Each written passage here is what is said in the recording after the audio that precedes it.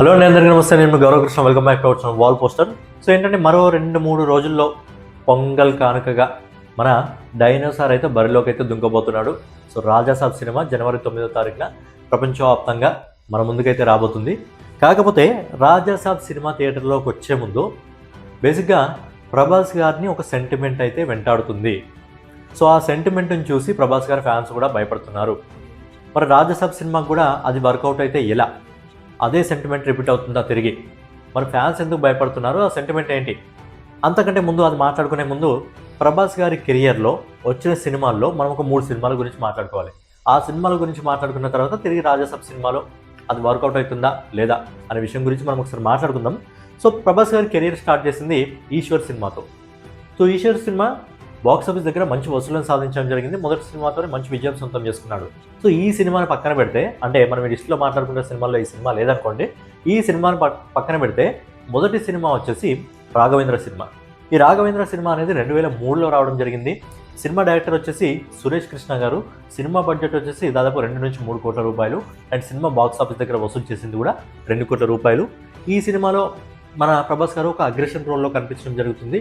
But ఏంటంటే ఈ cinema box office దగ్గర అంతగా ఆడలేదు. బాక్స్ ఆఫీస్ దగ్గర ప్రభాస్ గారికి అనుకున్న విజయాన్ని అయితే ఈ సినిమా సొంతం చేసి ఇవ్వలేకపోయింది. సో ప్రభాస్ గారి కెరియర్లో ఈ సినిమా ఒక డిజాస్టర్ సినిమాగా నిలవడం జరిగింది.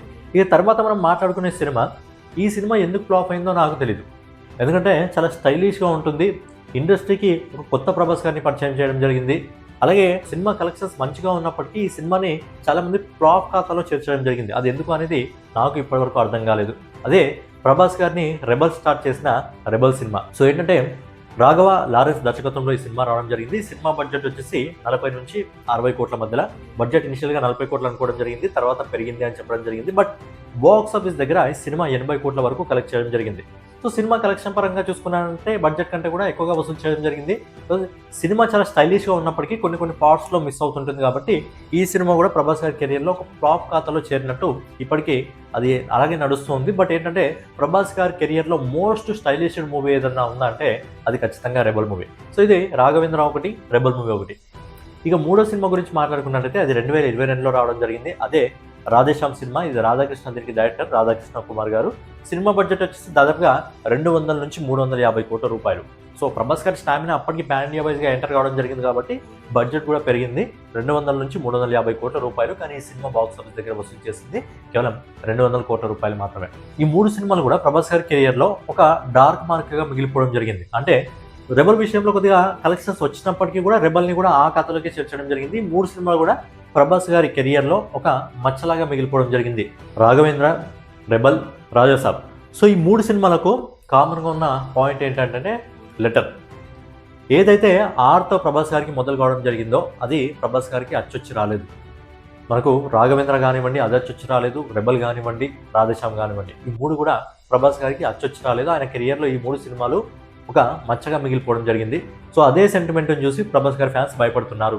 సో తిరిగి అలాంటిది ఏమన్నా రాజాసాబ్కి రిపీట్ అవుతుందా అని చెప్పి. ఎందుకంటే ఆర్ అనే అక్షరం ప్రభాస్ గారికి మొదటిగా కలిసి రాలేదు. ఆర్ అనే లెటర్తో వచ్చిన ఏ సినిమా కూడా ఆయనకు సరైన సక్సెస్ని అయితే ఇవ్వలేకపోయింది. మరి ఇప్పుడు రాజాసాబ్ బడ్జెట్ ఆల్మోస్ట్ 450 కోట్లు. ఈ సినిమా బ్రేక్ ఈవెన్ కావాలంటే 490 కోట్ల నెట్ కలెక్షన్ వసూలు చేయాలి. మరి సినిమా పొంగల్ టైంలో వస్తుంది, అది ఇండివిజువల్గా వస్తుందా అంటే లేదు, సినిమాకి ఇంకో సినిమా కాంపిటీషన్గా రావడం జరుగుతుంది. దాంతోపాటు సంక్రాంతి బరిలో మన తెలుగు సినిమాలే 4 సినిమాలు పోటీ పడడం జరుగుతుంది. దాంతోపాటు రాజాసాబ్కి సంబంధించిన ప్రమోషన్ నార్త్ మార్కెట్లో అస్సలు కూడా చేయలేదు. కాకపోతే ఒకటి నమ్మకం ఏంటంటే సబ్జెక్ట్. ప్రభాస్ గారి స్టామినా తోటి మొదటి రోజు ఈజీగా 100 కోట్లకు పైగా వసూలు చేయగలదు. తర్వాత హాలిడేస్ ఉన్నాయి కాబట్టి, కంటిన్యూగా సంక్రాంతి హాలిడేస్ ఉన్నాయి కాబట్టి, మారుతి డైరెక్షన్ మీద నమ్మకం ఉంది కాబట్టి ఖచ్చితంగా కలెక్షన్స్ అయితే మంచిగా వస్తాయి. బట్ లాంగ్ రన్లో సినిమా ఏ విధంగా ఉంటుంది? ఎందుకంటే సంక్రాంతి బరిలో చాలా సినిమాలు ఉన్నాయి. సింగిల్గా వస్తే ఎలాగో నడిచేది అని అనుకునే వాళ్ళం. బట్ ఏంటంటే సంక్రాంతి బరిలో చాలా సినిమాలు ఉన్నాయి కాబట్టి మంచి టాక్ రాగలుగుతూనే. బేసిక్గా ఈ జానర్ అనేది చాలామంది ఆడియన్స్కి ఇష్టం. హర్రర్ ప్లస్ కామెడీ 2 కలిపి వస్తే చాలా ఇష్టం. దాంతోపాటు ప్రభాస్ గారిని బుజ్జిగాడు తర్వాత మళ్ళొకసారి ఈ సినిమాలో ఒక ఫన్ యాంగిల్లో చూడబోతున్నాం కాబట్టి చాలామంది తెలుగు ఆడియన్స్ వెయిట్ చేయడం జరుగుతుంది. అలాగే నార్త్ ఆడియన్స్ కూడా ఈ జానర్ అనేది చాలా ఇష్టం.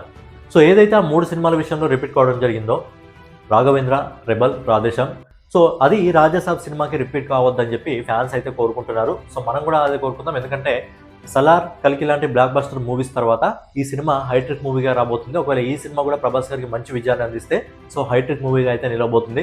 తర్వాత ఎలాగో సలార్ 2, కల్కి 2, ఫౌజీ ఇలాంటి మంచి మంచి మూవీస్ ఉన్నాయి కాబట్టి అద్భుతమైన కలెక్షన్స్ సొంతం చేసుకోవడం జరుగుతుంది. అండ్ ఫ్రాంక్గా చెప్పాలంటే ఇప్పుడు ప్రభాస్ గారి సినిమాల్లో వచ్చే సినిమాల్లో ఇండియన్ ఆడియన్స్కి చాలా తక్కువ హైప్ ఉన్న మూవీ ప్రభాస్ గారి సినిమాలతో పోలిస్తే, మిగతా సినిమాలతో పోలిస్తే చాలా తక్కువ హైప్ ఉన్న మూవీ ఏంటంటే రాజాసాబ్ సినిమానే. కాకపోతే బడ్జెట్ పరంగా చాలా పెద్ద స్కేల్ పైన తీసుకెళ్ళిపోవడం జరిగింది. దాంతోపాటు మారుతి డైరెక్షన్ అంటే మనకు తెలిసిన విషయమే, చాలా కామెడీ మూవీస్ చేయడం జరిగింది. అలాగే ప్రేమ కథా చిత్రంతో మనందరినీ ఆకట్టుకోవడం జరిగింది. భలే భలే మొగాడు ఇలాంటి ఈ కామెడీ ఎంటర్టైన్మెంట్ ఆయన బాగా వర్కౌట్ చేస్తాడు. సో ప్రభాస్ గారికి కామెడీ ప్లస్ హర్రర్ జానర్ ఇవి రెండు కలిపి ఈ సినిమా తీసుకురాబోతున్నాడు.